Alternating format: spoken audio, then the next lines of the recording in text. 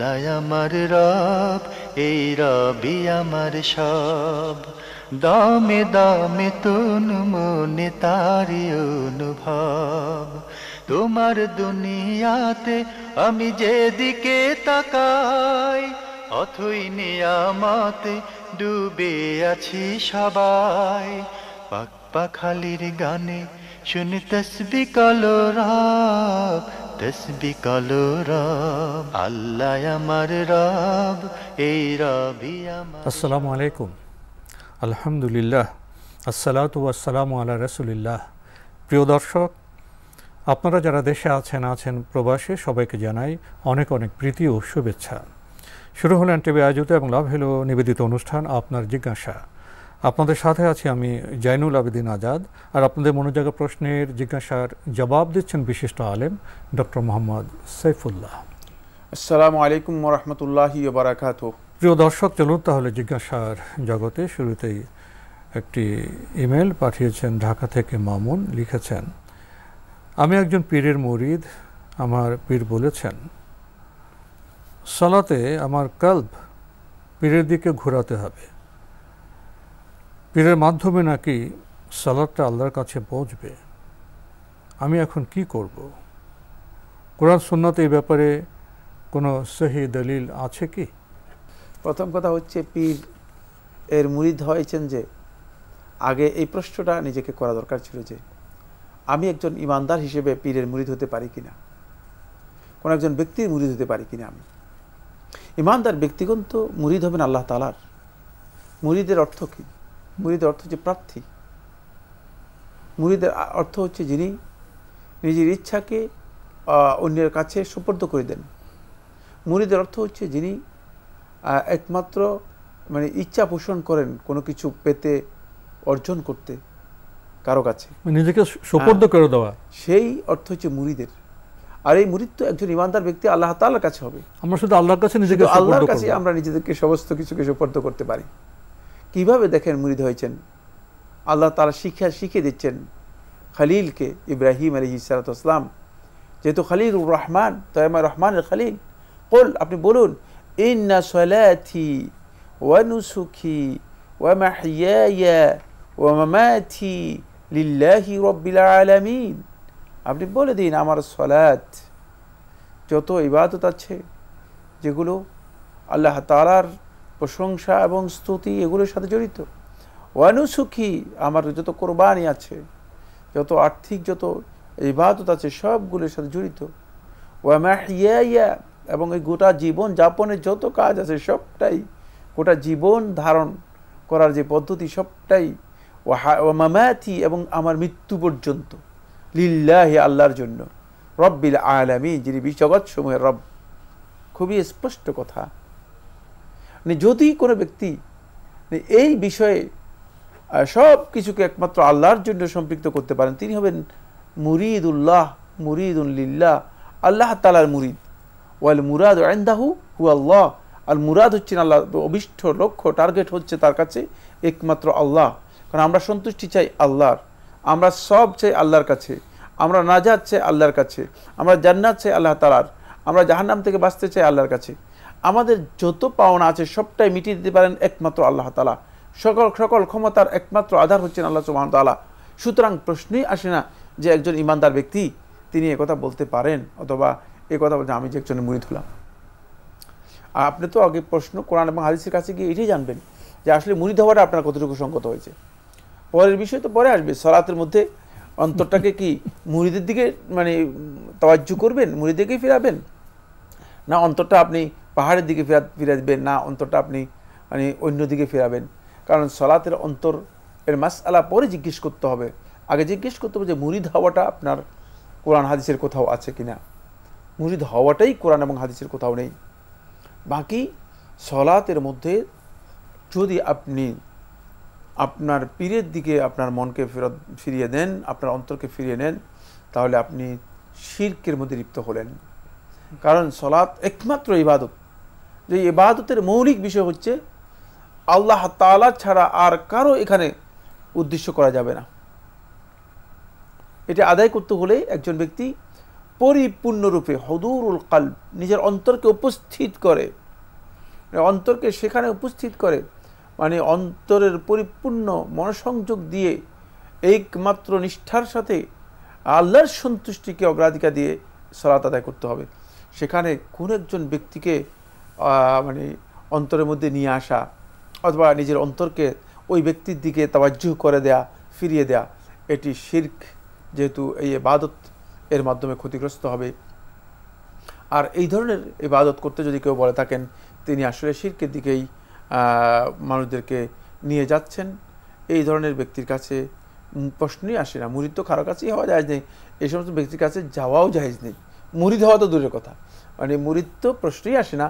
এই ধরনের ব্যক্তির কাছে যাওয়াই জায়েজ নেই, তার সাথে কথা বলাও জায়েজ নেই, তাকে সালাম দেওয়াও জায়েজ নেই, তার সাথে ইসলামের কোন সম্পর্ক নেই। বরং কি করতে হবে, সেটা স্পষ্ট করে ইব্রাহিম আলাইহিস সালাতু ওয়াসসালাম এবং তার জাতি বলেছেন। ইব্রাহিম আলাইহিস সালাতু ওয়াসসালাম এবং তার জাতি একথা বলেছেন যে ক্বালা ইব্রাহিম ওয়াল্লাযীনা মাআহু, ইব্রাহিম এবং তার সাথে ক্বালু ইন্না বুরাআউ মিনকুম ওয়া মিম্মা তা'বুদুন, আমরা তোমাদের থেকে সম্পূর্ণ নিজেদেরকে আলাদা করে নিচ্ছি, বিচ্ছিন্ন করে নিচ্ছি। ওয়া মিম্মা তা'বুদুন, আর যেই সমস্ত ইবাদত তোমরা করে থাকো, যা কিছুর ইবাদত তোমরা করতেছো, সমস্ত তোমাদের সকল ইবাদত থেকেও আমরা নিজেদেরকে সম্পূর্ণরূপে বিচ্ছিন্ন করে নিচ্ছি, আলাদা করে নিচ্ছি। ইমানদার ব্যক্তিগণ এইভাবে নিজেদের ইমানকে হেফাজত করবে, সম্পূর্ণরূপে এই ধরনের ব্যক্তি থেকে নিজেদেরকে সম্পর্ক ছিন্ন করতে হবে। ভাই মামুন, আপনি আমাদের কাছে প্রশ্ন পাঠিয়েছেন, চিঠি লিখেছেন। আমরা আপনার হেদায়েতের জন্য দোয়া করি মহান আল্লাহর কাছে। আরেকটি ইমেল পাঠিয়েছেন জামাল, লিখেছেন, আমার কিছু বন্ধু বলেন হিন্দুরা যেমন মূর্তি সামনে নিয়ে ভগবানের পূজা করেন, মুসলিমরাও কাবা ঘর সামনে নিয়ে আল্লাহর ইবাদত করেন। দুটি বিষয় মূলত একই, কোনো পার্থক্য নেই। তাদের এই কথাটুকু কোরআন হাদিসের দিক থেকে কতটুকু সঠিক? ইন্না লিল্লাহি ওয়া ইন্না ইলাইহি রাজিউন। কোন একজন মুসলিমের কাছ থেকে প্রশ্ন আসবে, এটাও আমি খুবই আশ্চর্যান্বিত হচ্ছি, হতভম্ব হচ্ছি, হতচকিত হচ্ছি, এবং আমার কাছে এই মুসলিমের জন্য আফসোস, আফসোস এবং আফসোস ছাড়া আর কিছুই আমি দেখছি না। কারণ একটি হলো মূর্তি পূজা করা, যা কিছু নিবেদন করা হচ্ছে, যা কিছু পেশ করা হচ্ছে, সবটা মূর্তির জন্য করা হচ্ছে। মূর্তিকে সামনে নিয়ে করা হচ্ছে না, মূর্তির জন্য করা হচ্ছে। সুনির্দিষ্ট মূর্তির জন্যই সেই ইবাদত করা হচ্ছে, মূর্তিকেই করা হচ্ছে। সেটা তারা এখানে সাকার হিসেবে করছে, মানে তাদের ধারণা হচ্ছে যে এই সাকারটাই হচ্ছে মূলত তাদের নিরাকার সত্তার কি, মানে সাবস্টিটিউট, একটি রূপ, কিন্তু করতেছে এর জন্যই। নাউযুবিল্লাহি মিন যালিক। আর হচ্ছে ইবাদত করবে আল্লাহ তাআলার জন্য। আর আমাদেরকে আল্লাহ তাআলা ইবাদতের মধ্যে আল্লাহর ঘরকে সামনে রাখতে বলেছেন, আল্লাহর ঘর এদিকে আমাদেরকে মুখ করতে বলেছে। এটা আল্লাহর নির্দেশ। যদি নির্দেশ না হতো তাহলে এটা আমরা করতাম না, প্রশ্নই আসে না। আল্লাহর ঘরের দিকে আমাদেরকে মুখ করতে নির্দেশ দেওয়া হয়েছে, এটা নির্দেশ দিয়েছেন আল্লাহ তাআলা, এই কারণে আমরা করতেছি। দুটার মধ্যে পার্থক্য রয়েছে বিশাল। এটা আল্লাহর ঘরের কোনো ইবাদত করতেছি না, আল্লাহর নির্দেশ পালন করতেছি। এটা হচ্ছে আল্লাহ তাআলার নির্দেশ আমরা পালন করতেছি, আল্লাহর ঘরের দিকে মুখ করে আমরা সালাত আদায় করতেছি। আর এটা হচ্ছে আল্লাহর ঘরকে সামনে রেখে আল্লাহর ঘরের ইবাদত করতেছি। নাউযুবিল্লাহি মিন যালিক।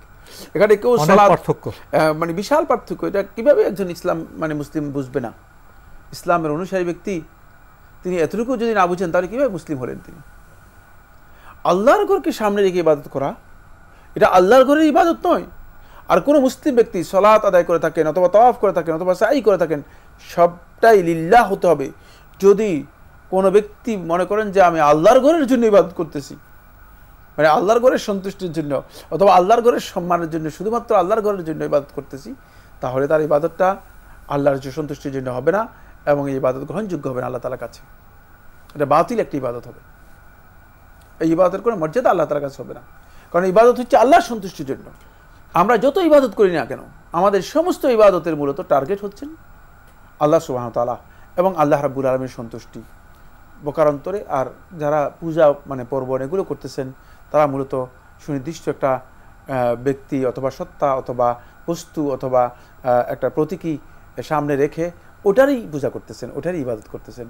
আপনি এই দুইয়ের মধ্যে পার্থক্য না করার কারণে আপনি একটা প্রশ্নের মধ্যে নিজেকে বা সংশয়ের মধ্যে নিজেকে ফেলে দিয়েছেন। সেটা হচ্ছে যে মুসলিমরা যেটা করতেছে আর অন্যরা যেটা করতেছে দুইটাই তো প্রায় সিমিলার মনে হচ্ছে। না, সিমিলারিটির এখানে কিছুই নেই। একটু ভাবার চেষ্টা করুন গভীরভাবে। আমরা জানলাম বিষয়টি সম্পর্কে। প্রিয় দর্শক ভাই জামাল, আপনি আরও লিখেছেন, আমার এক হিন্দু ভাই বললেন, হাসরের সময় আমরা কি নাজাত পাবো না? হিন্দুরা কিভাবে নাজাত পেতে পারবে? নাজাত পাবে না কেন? নাজাত পাবে। হিন্দু মুসলিম হতে হবে। তিনি তাওহীদকে মেনে নিয়ে স্বীকার করে ইসলামের ঘোষণা দিলেই নাজাত পেয়ে যাবে। মুসলিমকে মুসলিম হতে হবে নাজাত পেতে হলে, নামে মুসলিম হলে তো হবে না। নাজাত পেতে হলে অবশ্যই মুসলিম হতে হবে। মুসলিমকে মুসলিম হতে হবে। হ্যাঁ, সবাইকে মানে মুসলিম হতে হবে, সোজা কথা। মুসলিম না হলে তিনি নাজাত পাবেন না। আর মুসলিমকে, মুসলিম হচ্ছে ওই ব্যক্তি যে ব্যক্তি আল্লাহর বিধানকে সর্বন্তকরণে মেনে নিয়ে আল্লাহ তাআলার কাছে আত্মসমর্পণ করেছে। মানে বান্দা হতে হবে। যে আল্লাহ তাআলার কাছে আত্মসমর্পণ করেছে। এখন কারণ আপনি নাজাত পাবেন কোথা থেকে? আল্লাহর শাস্তি থেকে, ঠিক না? আর নাজাত পাবেন আল্লাহর শাস্তি থেকে। তো আল্লাহর শাস্তি থেকে নাজাত পাবেন, আল্লাহ তাআলা অবাধ্য হয় আল্লাহর শাস্তি থেকে নাজাত পাওয়ার কোনো সুযোগ নেই। খুবই কমন কথা। সেটা মুসলিম নামধারীও পাবে না। হ্যাঁ, মুসলিম নামধারীও পাবে না। আল্লাহ তাআলা অবাধ্য হলে কেউ পাবে না। মানে আল্লাহ তাআলা অবাধ্য হয়ে কেউ নাজাতের কোনো সুযোগ পাবে না। অবশ্যই সে মুসলিম হলে তারপরে আল্লাহ তাআলা নাজাত পাবে, আল্লাহর আযাব থেকে নিজেকে রক্ষা করতে পারবে। আল্লাহ তাআলার অবাধ্যতা থেকে ফিরে এসে যদি কেউ আল্লাহ তাআলার কাছে আত্মসমর্পণ করে, সেই নাজাত পেয়ে যাবে। আর যদি তিনি আল্লাহ তাআলার অবাধ্যতায় শিরকের মধ্যে থেকে যান, হিন্দু পৌত্তলিক যারা রয়েছে, যারা শিরকের মধ্যে রয়েছে, তারা যদি এই অবস্থা তাদের মৃত্যু হয়ে থাকে, তারা জান্নাত তো পাবেই না, তারা তাদের ঠিকানা চিরন্তন জাহান্নাম হবে। এবং সেদিন কিয়ামতের দিন তাদের কোনো সুপারিশকারী, সাহায্যকারী, কোনো সহযোগী অথবা কোনো ধরনের মানে মদতদাতার মতো কেউ সেখানে উপস্থিত হতে পারবে না। আমাদের হাতে একটি ইমেল পাঠিয়েছেন ফজল আল দিন, লিখেছেন, অজু করার পর কোনো কারণে গোপনাঙ্গে স্পর্শ করলে অজু বাতিল হয়ে যায়। এ কথা কতটা সত্য? তাহলে অজু নষ্ট হয়ে যাওয়ার ভয়ে অন্তর্বাস ঠিক করা থেকে বিরত থাকতে হবে। গোসল করার সময় হাত গোপনাঙ্গের সংস্পর্শে আসতে পারে, এতে কি অজু বাতিল হবে? তাহলে কি আবার নতুন করে অজু করতে হবে? যদি কোনো কারণে গোপন অঙ্গ বা লজ্জাস্থানে হাত লেগে যায়, তাহলে কি উজু নষ্ট হয়ে যাবে কিনা? না। যদি অনিচ্ছাকৃতভাবে লেগে যায়, উজু নষ্ট হবে না। এটা নষ্ট হবে যিনি স্পষ্ট করবে, মানে স্পষ্ট করবেন ইচ্ছাকৃতভাবে। অন্তর্বাস ঠিক করতে গেলে তো লাগতে পারে। হ্যাঁ, জি। সুতরাং এই মাসআলার প্রকৃত অর্থ হচ্ছে যে যারা ইচ্ছাকৃতভাবে মানে নিজের কোনো না সেখানে ইচ্ছাটা যুক্ত হতে হবে, প্রবৃত্তির তাড়নাকে মানে সামনে রেখে লজ্জাস্থানে হাত দেবে, তাদের ওজন নষ্ট হয়ে যাবে। আর বাকি এমনি কোনো কারণে হাত লেগে গিয়েছে অথবা হাতের সাথে লজ্জাস্থান লেগে গিয়েছে অনিচ্ছাকৃতভাবে, অথবা এটা কি কয় আন্ডারওয়্যার ঠিক করার জন্য, তাহলে ওজন নষ্ট হবে না। আমরা খুবই গুরুত্বপূর্ণ বিষয়ে অবগত হলাম। প্রিয় দর্শক, আমাদের হাতে আরও একটি ইমেল পাঠিয়েছেন কুমিল্লা থেকে আনোয়ার হোসেন, লিখেছেন, নিচে উল্লেখিত দোয়াগুলি কি সহি? এ বিষয়ে জানতে চাই। 1. ভোর রাতে দোয়া করা, যে কোনো নামাজের সেজদায় দোয়া করা, রোজা অবস্থায় দোয়া করা, ইফতারের আগ মুহূর্তে ইফতারের সামনে নিয়ে দোয়া করা, সফর অবস্থায় দোয়া করা, আজান ও ইকামতের মাঝামাঝি সময়ে দোয়া করা, জুমার দিন আসরের পর থেকে মাগরিবের মাঝামাঝি সময়ে দোয়া করা, এই সময়গুলো থেকে দোয়া করা ঠিক আছে? হ্যাঁ, এগুলো দোয়া কবুলের সময়, এগুলো সবটাই দোয়া কবুলের সময়। ঠিকই বলেছেন, যথার্থ লিখেছেন। আমি জানলাম আপনার বিষয়গুলো ঠিক আছে। আরও একটি ইমেল পাঠিয়েছেন কানাডা থেকে ফাজল, লিখেছেন, নামাজের পর প্রথমে আজকার পড়তে হবে নাকি আগে দরুদ? নামাজের পর আজকারগুলো প্রথমে দরুদ নেই, দরুদ পরে আসবে যদি কেউ দরুদ পড়তে চান। নামাজের পরে প্রথম যেটা হচ্ছে তিনি আস্তাগফিরুল্লাহ আস্তাগফিরুল্লাহ আস্তাগফিরুল্লাহ 3 বার পড়বেন। তারপরে আল্লাহুম্মা আনতাস সালাম ওয়া মিনকাস সালাম তাবারাকতা ইয়া যাল জালাল ওয়াল ইকরাম। তারপরে কিছু দোয়া আছে লা ইলাহা ইল্লাল্লাহ ওয়াহদাহু লা শারীকা লাহু লাহুল মুলকু ওয়া লাহুল হামদু ওয়া হুয়া আলা কুল্লি শাইইন কাদির। তারপরে মানে সেখানে সুবহানাল্লাহ 33 বার, আলহামদুলিল্লাহ 33 বার, আল্লাহু আকবার 34 বার, অথবা আল্লাহু আকবার 33 বার, লা ইলাহা ইল্লাল্লাহ ওয়াহদাহু লা শারীকা লাহুল মুলকু ওয়া লাহুল হামদু ওয়া হুয়া আলা কুল্লি শাইইন কাদির, এটি একবার এটা পড়বেন। এটা নামাজের মধ্যে এইভাবে পড়া হচ্ছে সুন্নাহ। সেখানে প্রথমেই নামাজ শেষ করার পরে দরুদ পড়ার বিষয়টি হাদিস দ্বারা প্রমাণিত হয়নি। দরুদ পড়বেন, যদি কেউ পড়তে চান তিনি পরে পড়বেন। আমরা জানলাম বিষয়টি সম্পর্কে। প্রিয় দর্শক আরও জানতে চেয়েছেন, এক রাকাতে একাধিক ছোট সূরা পাঠ করা কি জায়েজ? এক রাকাতে একাধিক ছোট সূরা পড়া জায়েজ, যেমনিভাবে এক রাকাতে একই সূরাকে বারবার রিপিট করাও জায়েজ। আপনি যদি সূরা ফাতিহা আর মানে সূরা ইখলাস শিখেন, তাহলে আপনি সূরা ইখলাস রিপিট করে বারবার পড়তে পারেন। তবে সালাত ইবাদত, তো ইবাদতের নৈতিক দাবি হচ্ছে আপনি ইবাদতে আল্লাহ তাআলার কালাম থেকে তেলাওয়াত করবেন, বেশি বেশি তেলাওয়াত করবেন, তেলাওয়াতের যে স্বাদ সেই স্বাদ আস্বাদন করার জন্য চেষ্টা করবেন। তাহলে আপনাকে অবশ্যই কিছু সূরাও মুখস্থ করতে হবে। সবশেষে আপনি লিখেছেন, একজন ইমাম কি একাধিক ঈদের জামাতে ইমামতি করতে পারবেন? না, একাধিক ঈদের জামাতে তিনি ইমামতি করবেন না, শুধুমাত্র একটি জামাতেই তিনি ঈদের ইমামতি করবেন, এটাই বিশুদ্ধ মত। একটি জামাতে ইমামতি করার পরে দ্বিতীয় জামাত যদি হয় কোথাও, তাহলে সেখানে অন্য লোক ইমামতি করতে পারবেন, না, একাধিক জামাত হতে পারে এক জায়গায় প্রয়োজনে, কিন্তু ইমাম আলাদা হবেন। আমরা জানলাম বিষয়টি সম্পর্কে। প্রিয় দর্শক আরও একটি ইমেল পাঠিয়েছেন, হাসান রোহান লিখেছেন, জুমার পর আমাদের প্রিয় নবী মুহাম্মদ সাল্লাল্লাহু আলাইহি ওয়াসাল্লামকে সালাম দিতে পারবো? এ বিষয়ে দলিল আছে? জুমার পরে নবী সাল্লাল্লাহু আলাইহি ওয়াসাল্লামকে সালাম দিবেন কিভাবে, সেই পদ্ধতি যদি আপনি স্পষ্ট করতেন তাহলে তো আমরা বলতে পারতাম নবী সাল্লাল্লাহু আলাইহি ওয়াসাল্লামকে সালাম দিতে পারবেন কি পারবেন না। জুমার সালাতের পরে জায়েজ আছে, না জায়েজ নয়। কোনো ব্যক্তি যদি নবী সাল্লাল্লাহু আলাইহি ওয়াসাল্লাম দরুদ পাঠ করেন, করতে পারেন, আল্লাহুম্মা সাল্লি আলা মুহাম্মদ ওয়া আলা আলি মুহাম্মদ, এই দরুদ পড়তে পারেন, অথবা অন্য কোনো দরুদ যদি জানা থাকে সেই দরুদ তিনি পড়তে পারেন। তবে এটা নিজের জন্য বাধ্যতামূলক করে নেওয়া অথবা জুমার সালাতের পরে দরুদ পড়াটা ওয়াজিব অথবা সুন্নাহ, এই ধারণা করা এটা সঠিক নয়। যেহেতু নবী সাল্লাল্লাহু আলাইহি ওয়াসাল্লামের কাছ থেকে এই ধরনের কোনো আসার বা কোনো বর্ণনা আমরা পাই না, নবী সাল্লাল্লাহু আলাইহি ওয়াসাল্লামের কাছ থেকে যেহেতু আমাদের কোনো বর্ণনা নাই, সেক্ষেত্রে আমরা এই বিষয়টি যেভাবে আসছে সেভাবেই গ্রহণ করব, সেভাবে আমল করব, সেটাই সুন্নাহসম্মত। বাকি আপনি যেটা বলতে চেয়েছেন সে সালাম জানানোর কথা বলছেন, সালাম জানানোর পদ্ধতি কি হবে? যদি কোনো এমন পদ্ধতি হয় যে এই পদ্ধতি সুন্নাহ সমর্থন করে না, তাহলে ওই ধরনের কোনো পদ্ধতিতে নবী সাল্লাল্লাহু আলাইহি ওয়াসাল্লামকে সালাম জানানো অবশ্যই হারাম হবে অথবা বিদআত হবে, কোনো সন্দেহ নেই। যে কোনো নতুন রূপ নিজে আবিষ্কার করা। এমনি তো জুমার দিনে তো দরুদ তো বেশি বেশি পড়ব। আমি একটা আবিষ্কার করলাম যে জুমার সালাতের পরে আপনারা সবাই মানে পশ্চিম দিকে আছেন, আপনারা এখন পূর্ব দিকে ফিরে যাবেন, পূর্ব দিকে ফিরে গিয়ে মুখ করে নবী সাল্লাল্লাহু আলাইহি ওয়াসাল্লামের জন্য আপনারা দাঁড়িয়ে ইয়া নবী সালাম আলাইকা, ইয়া রাসূল সালাম আলাইকা এটা পড়বেন। এটা অবশ্যই হারাম এবং বিদআত হবে, কোনো সন্দেহ নেই। কারণ এটা নবী সাল্লাল্লাহু আলাইহি ওয়াসাল্লাম শিক্ষা দেন নাই, সাহাবায়ে কেরাম শিখান নাই, এটা সালাফদের আমল দ্বারা প্রমাণিত হয় নাই। এই ধরনের কোনো কিছু কেউ যদি আবিষ্কার করে থাকেন, এটি সুন্নাহ সম্মত হবে না, হারাম হবে। জুমার দিন তো আমরা বেশি বেশি দরুদ পড়ব, এটা জুমার আগেও পড়ব, পরেও পড়ব, আমরা তো সারাদিনই আমরা দরুদ পড়তে পারব। ওই জুমার দিনে অধিক পরিমাণে দরুদ পড়ার কথা হাদিসের মধ্যে এসেছে, সেটা দরুদ পড়বেন, কিন্তু মানে দরুদ পড়ার যেই সমস্ত জায়গায় সুনির্দিষ্ট আজকার এসেছে সেখানে সেই আজকারগুলোর পরে দরুদ পড়বেন। জি জি। তো আজকে আমাদের এখানে শেষ করতে হচ্ছে। আপনাকে অনেক ধন্যবাদ। আপনাকে অনেক অনেক ধন্যবাদ। প্রিয় দর্শক, আমরা দেখছিলাম এনটিভি আয়োজিত এবং লাভেল নিবেদিত অনুষ্ঠান আপনার জিজ্ঞাসা। আমাদের অনুষ্ঠান আপনারা এনটিভি অনলাইনেও দেখতে পারবেন, ভিজিট করুন www.ntbbd.com। এছাড়া ইউটিউবে এবং ভেরিফাইড ফেসবুক পেজে অনুষ্ঠান দেখতে পারবেন। প্রিয় দর্শক, আজকে আমরা দরুদ প্রসঙ্গে, সালাম প্রসঙ্গে প্রশ্ন পেয়েছি। জুমার দিনের দরুদ পড়া তো খুবই ভালো ইবাদত, কিন্তু ইবাদত তো করতে হবে সুন্নাহসম্মতভাবে, সাহাবাদের অনুসরণ করে।